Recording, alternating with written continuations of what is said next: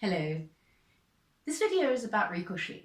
Ricochet is very important for us to practice, even if we are not that advanced yet and don't actually play repertoire which includes ricochet.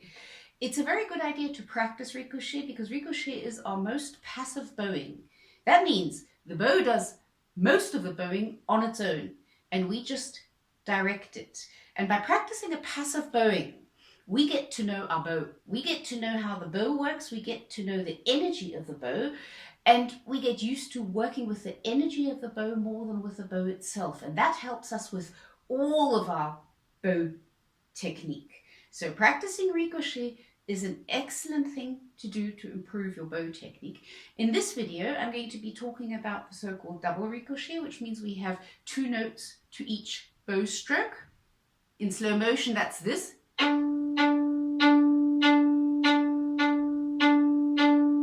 And faster, we would have this. And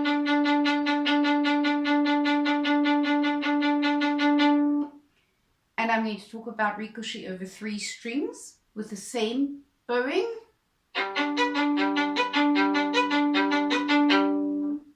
And ricochet over 3 strings, having 3 notes to each bow stroke.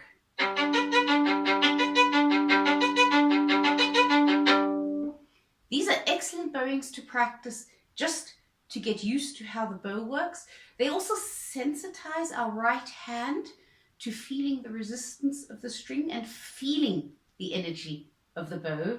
And they're a lot of fun to practice. So this is going to be all about ricochet with 2 notes to a bow stroke and 3 notes to a bow stroke. When we allow the bow to bounce twice for each bow stroke,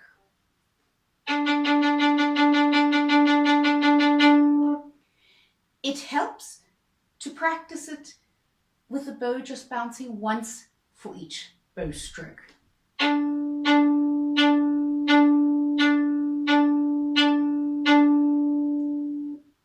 And then just allow it to bounce twice. First just once and then allow it to bounce twice. So you start with once.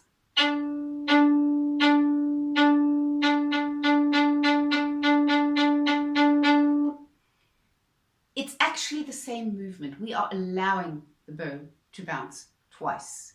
So practice going from bouncing just once to bouncing twice and back to once and back to twice. And move around between the two a few times and notice how actually nothing changes excepting that we are allowing the bow to bounce a second time.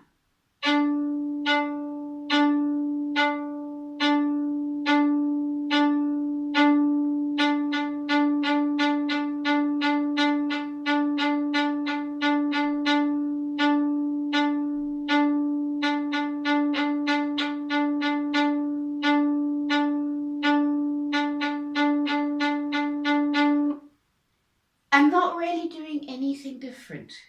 I'm just allowing the bow to bounce twice. Now, when the bow is bouncing twice, watch out that your bow changes are at the same speed.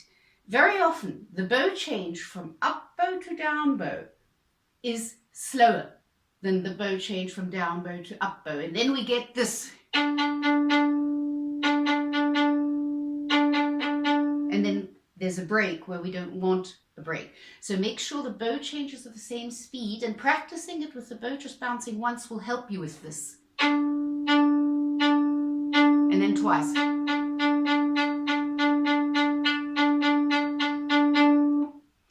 Make sure that your shoulder and upper arm are completely relaxed, because as we do ricochet, our hand and fingers do very, very tiny micro adjustments. Those micro adjustments we do not notice consciously because they are too small. But the hand can only do that if upper arm and shoulders are relaxed. If you're tense in your upper arm, it doesn't really work because automatically my hand will also have a certain tension, and then it's not flexible enough to do these tiny micro adjustments, which we don't notice the hand doing. We just notice the result because it sounds better. If I'm relaxed, then my hand and fingers are relaxed and they can do these very, very small micro adjustments.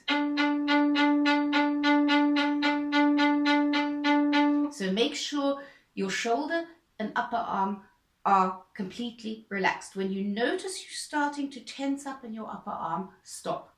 Take a break, relax your arm, and then continue. There's no point. Once you're tense in your upper arm, you have to stop. There's no point in continuing, because only the practicing where you are relaxed is practicing that is helpful.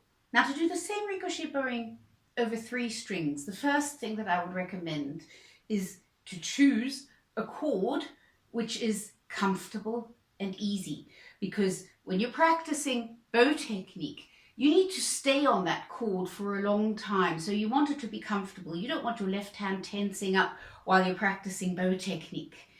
And also, you want the intonation to be secure. You want to be able to concentrate completely on your bow. So don't practice difficult chords for the left hand at the same time as you are practicing a difficult bowing like ricochet. If you're practicing difficult chords, then make it as easy as possible for your bow. And if you want to develop your ricochet, make it as easy as possible for your left hand. So one of the easiest chords if you're practicing ricochet on 3 strings is open G string, open D string, and first finger B on the A string.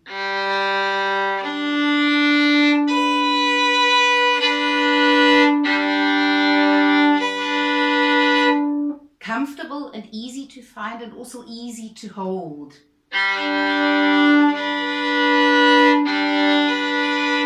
And then you do the same bowing as you did before. You can do it a little slower if you like. And you do that over 3 strings.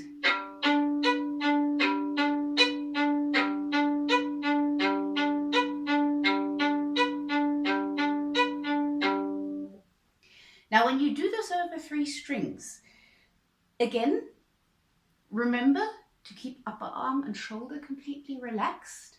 And you need a little bit of an accent on the up bow, because when we do the down bow ricochet, we have gravity on our side. When we do the up bow, we are going against gravity. So we need a little bit more of a kick. We need a little bit more of an accent on the up bow than we need on the down bow.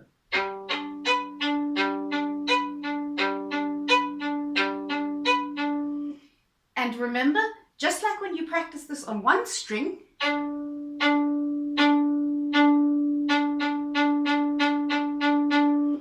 you're just allowing the bow to bounce a second time.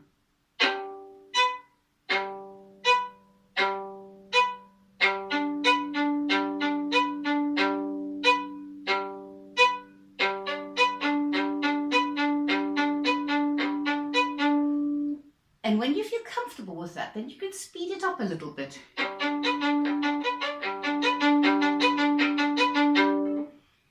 What helps a lot is to follow the melody in your ear, because your arm will adjust to what you're hearing inside. The arm nearly always does that. And listen out for the resonance. Resonance is the sound which is in the room after the bow has left the string.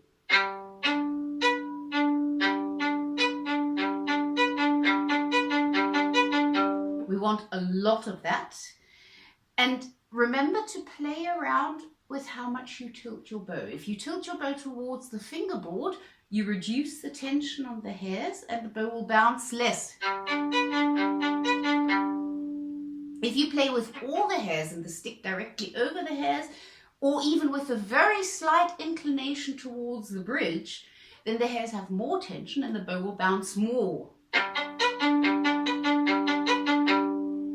And the sweet spot will be somewhere in between. So you have to play around with how much you tilt your bow. You have to, of course, also play around with how much bow you are using.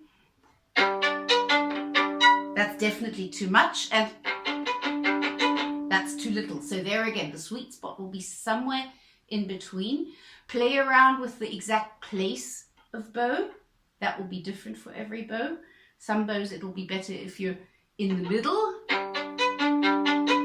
In some bows it'll be better if you're above the middle. Not with my bow. Doesn't work. With my bow I have to be below the middle. So this is different for every bow. You have to find that out yourself. So you have to play around with the exact place of bow and also play around with how high you let your bow bounce. Is obviously too much and is not bouncing at all. So there again, the sweet spot is somewhere in between. We have to experiment with all these components because we have to find this ourselves. It's different with every bow. To a certain extent, it's also different with every violin. It's even different with every curve of the bridge because the movement changes a little bit. So you have to find it out for yourself, experiment with all these components and always listen out for the quality of sound. And usually, if you check into your shoulder and upper arm, making sure it's relaxed, as soon as shoulder and upper arm are relaxed, it sounds better. So if you're not satisfied with your ricochet sound, check out if you really are relaxed in your shoulder and upper arm first. Another way of practicing ricochet over 3 strings is to allow the bow to bounce 3 times, once on each string.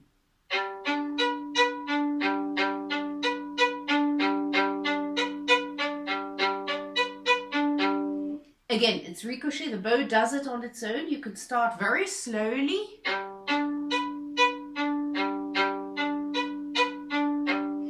But remember here too, the up bow needs a little bit of an accent because on the down bow we have gravity on our side, and for the up bow we're going against gravity, so we need a little accent. How much, again, you have to experiment and feel and listen for yourself because that again will be different with every bow.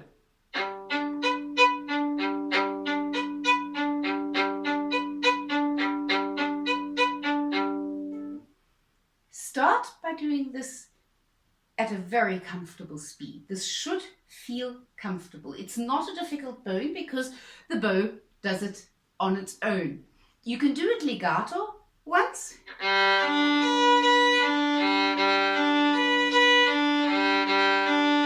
And while you're doing it legato, feel into your arm doing this curved motion like this.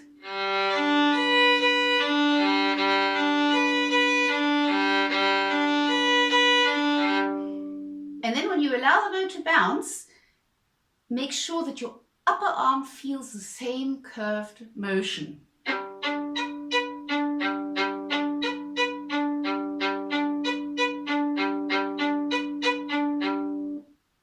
And feel free to speed it up.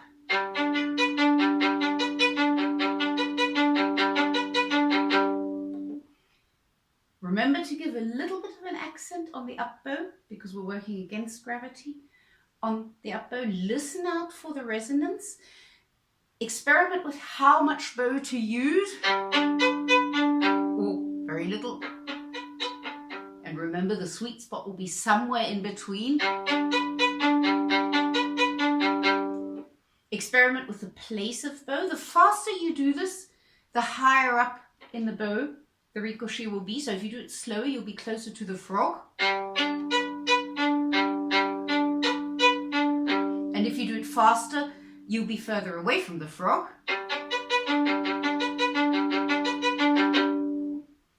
So the place of bow is important. Also, again, the tilting of the bow. If you tilt the bow towards the fingerboard, the bow will bounce less because there's less tension on the hairs. And if you tilt the bow slightly towards the bridge, you have more tension on the hairs and the bow will bounce more. Again, sweet spot is somewhere in between. So you have to experiment with all sound components when you're doing this ricochet.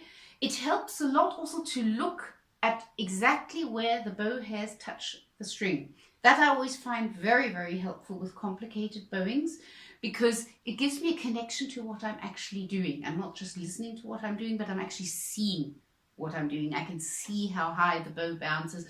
I can see if I'm tilting my bow and I can see where I'm doing this. So I find it very, very helpful to look at my bow and specifically to look at where the bow hairs touch the string. So that I find very, very helpful with things like ricochet.